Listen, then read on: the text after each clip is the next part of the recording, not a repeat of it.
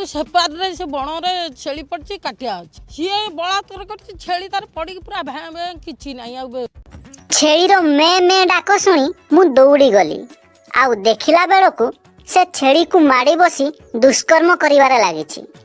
छेलीटी केते चित्कार कले भी से लाड़ुआ लोकटा किछि न शुणी छेली को अति अमानुषिक भाव में बलात्कार करिवारे लागिथिला।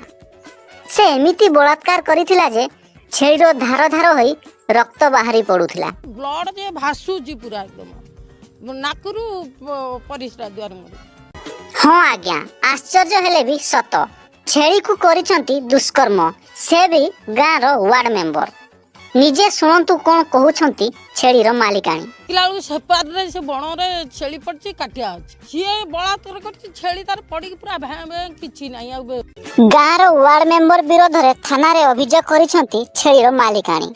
एमिति एक अभावनीय घटना देखिया को मिली जाजपुर जिला सिमिलिया थाना अंचल रे।